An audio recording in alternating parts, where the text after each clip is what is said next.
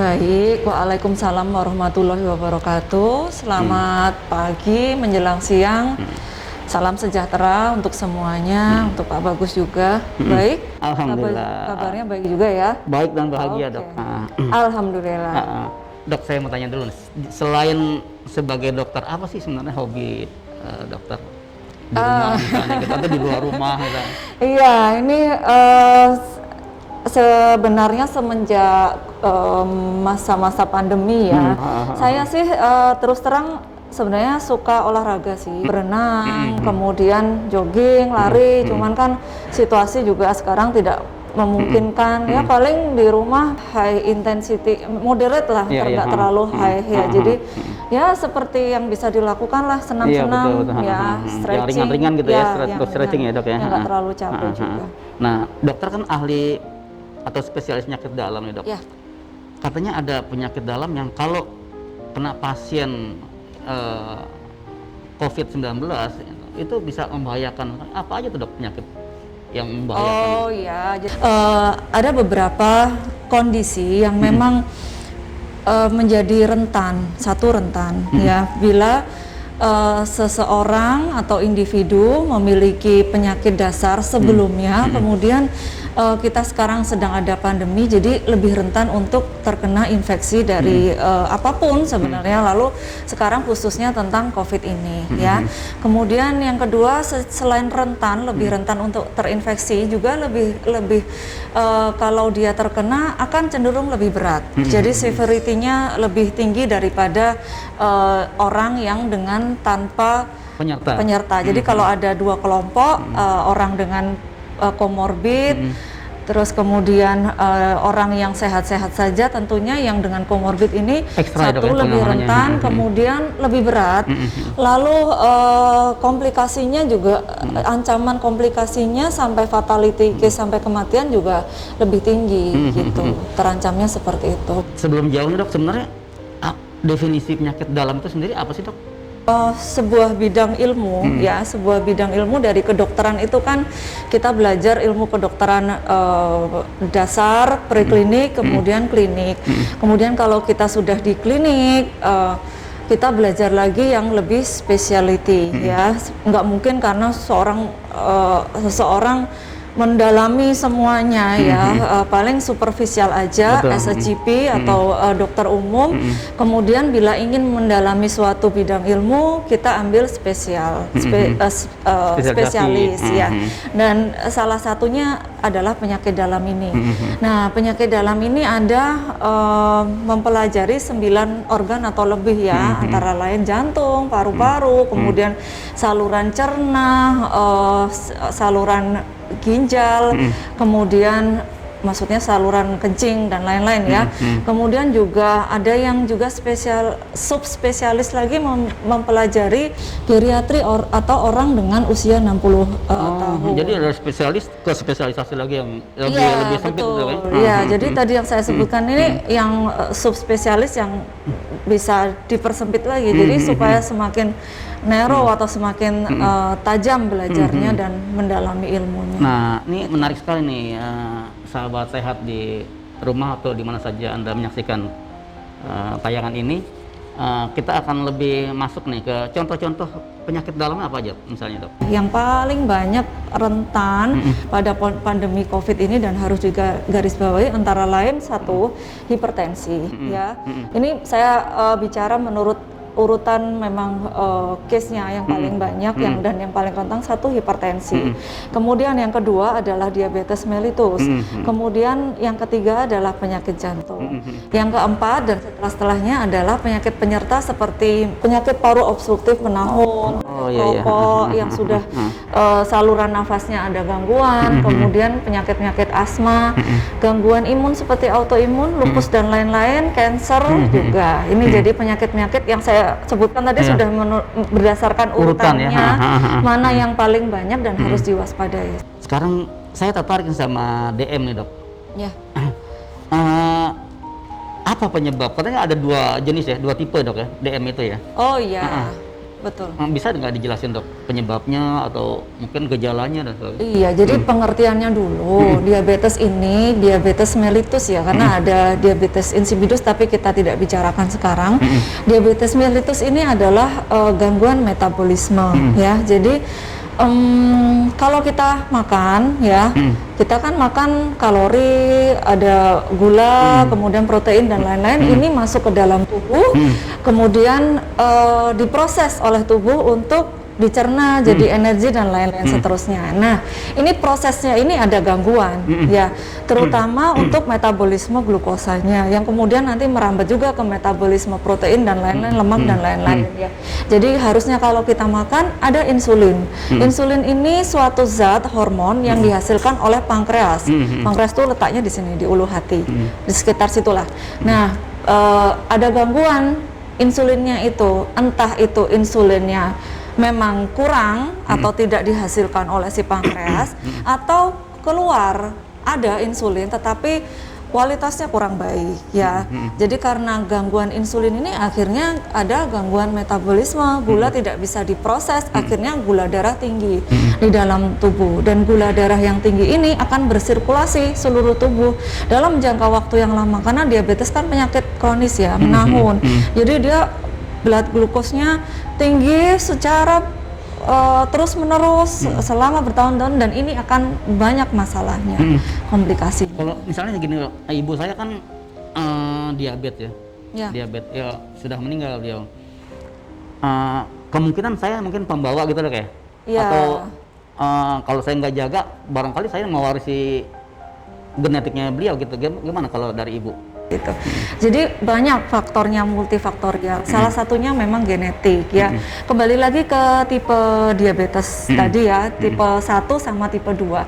Yang tipe 1 ini kalau bicara masalah insulin penyebabnya, ini mutlak insulin memang tidak diproduksi ya di pankreas. Nah, Tubuhnya nggak bisa penyebabnya- memproduksi insulin sendiri.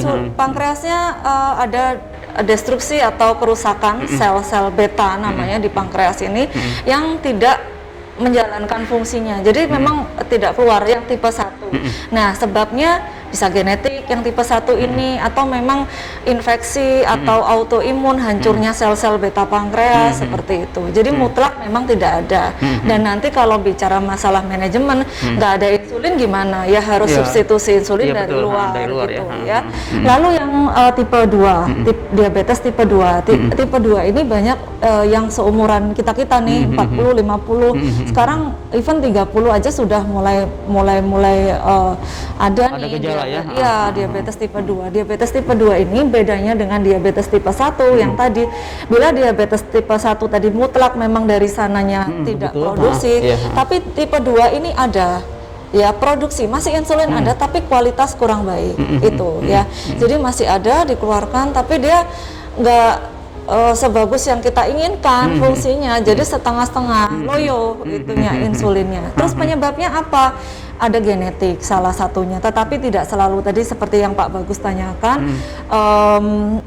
Bisa saja ada faktor keturunan, tapi tidak akan selalu menjadi. Oh, iya, Tapi harus jadi warning, ibu punya ini, jadi saya harus ekstra ketat. Jadi faktor genetik ada pengaruh, tetapi tidak secara Signifikan lah. langsung pasti akan keturunan diabetes, tidak ya, tapi menjadi warning satu. Kemudian gaya hidup ya, kegemukan segala macam. Kalau kita makan manis-manis terus, makannya enak-enak terus, badan tidak pernah bergerak, akhirnya exhausted ya. Insulin ini ada, tapi kecapean dia ya. PR-nya kan banyak. Iya. Kalau kita makannya banyak nih, gula manis, terus insulinnya ya keluar, tapi kan capek. Nah, kelelahan atau exhaustednya insulin ini, sel beta pankreas sebagai pabriknya, akhirnya jadi resistensi insulin. Yang kita bilang, saya bilang resistensi. Jadi insulin masih ada, tetapi nggak cukup, nggak Iya, cukup. iya, iya. Gitu. Sudah Pak, jelas ya, Ya, diabetes tipe jelas. 1 sama 2. Nah, sahabat sehat, nanti kalau Anda ingin mengajukan pertanyaan kepada Dr. Febri dan sebagainya, bisa ke alamat nanti di akhir program ini. Ada alamat email, ada alamat WA dan sebagainya yang bisa Anda tanyakan.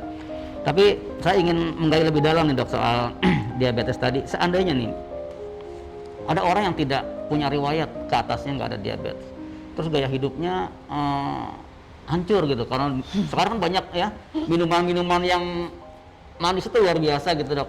Misalnya tiap hari dikonsumsi itu, kemungkinan bisa nggak makan nasi banyak, sedangkan nasi katanya kan mengandung gula yang begitu besar juga. Kira-kira bisa nggak kena diabetes kalau bisa? Jawabannya bisa, walaupun tidak ada. Jadi faktornya itu multifaktorial, saya bilang. Jadi disebutkan di literatur seperti itu, multifaktorial. Maksudnya banyak faktornya ya, tidak harus selalu ada keturunan, tetapi gaya hidup juga memegang peranan besar. Jadi nanti pun kalau mau kita bahas manajemennya terus bagaimana? Manajemen pertama itu ditulis di guideline atau di literatur itu satu, gaya hidup modifikasi. Jadi bukan obat, tapi modifikasi, karena memang gaya hidup memegang peranan yang penting sekali di sini. Iya. Kalau seandainya kita sudah kena diabetes yang harus dipotong jari misalnya, itu yang paling simpel katakanlah gitu. Kira-kira apa sih yang harus kita lakukan? Ya, serem ya, tahu-tahu kok diabetes harus potong jari ya.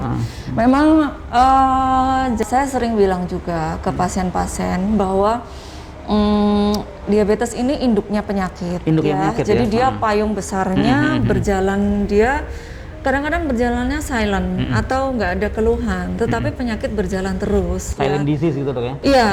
Lalu untuk orang menjadi diabetes ini ada ceritanya, ada pre-diabetesnya. Jadi awalnya toleransi gulanya kurang baik ya, jadi masih oke, gulanya kayaknya baik, tetapi mulai timbul naik sedikit ya. Kemudian baru setelah itu gula makin tinggi dan makin timbul keluhan-keluhan gitu ya. Jadi harus di manajemen dari dasarnya. Kemudian setelah kadar gula yang tinggi selama bertahun-tahun ini, inilah yang akhirnya menjadikan masalah, karena kadar gula yang tinggi ini dia bersirkulasi dan merusak semua sel-sel yang dia lewati, dan target organnya banyak, mulai otak bisa jadi stroke ya, kemudian jantung bisa jadi stroke juga dok? Bisa. Oh gitu. Bisa. Ya, jadi salah satu faktor resiko jadinya stroke adalah diabetes ya, dan diabetes kadang nggak sendirian. Ada teman-teman saudara kandungnya, yaitu hipertensi, penyakit jantung, kolesterol, biasanya kan gitu. Nggak ada diabetes, ya ada tapi jarang diabetes yang sendirian. Pasti ngajak teman-temannya, karena ceritanya memang seperti itu, gitu ya. Jadi target organnya bisa otak, bisa jantung, bisa ginjal, macam-macam. Dan salah satunya adalah gangguan pembuluh darah. Gangguan pembuluh darah bisa di mana-mana, termasuk di ujung, yaitu di kaki. Gitu. Jadi awalnya biasanya itu pembuluh darah, kualitas pembuluh darah yang di perifer atau di ujung itu jelek gitu dulu. Kemudian karena pembuluh darah jelek, saraf jelek, sering ada luka yang tidak terasa. Jadi kaki diabetes ini memang beda ya. Kalau kena sering tuh orang kena paku nggak kerasa ya, masih asik-asik aja, masih santai-santai aja, padahal sudah luka. Nah, lukanya kalau sudah luka di mana-mana, ceritanya diabetes itu kalau sudah luka sulit disembuhkan. Akhirnya luka jadi busuk, terus kemudian jaringan di situ jadi mati, dan akhirnya ujung-ujungnya harus amputasi. Itu. Nah, kan sekarang nih marak juga nih dok, ada penjualan obat-obat herbal gitu yang bisa mengobati segala macam penyakit. Itu kira-kira efektif nggak sih kalau untuk kasus-kasus seperti diabetes gini? Takutnya salah kita nih minum obat begitu.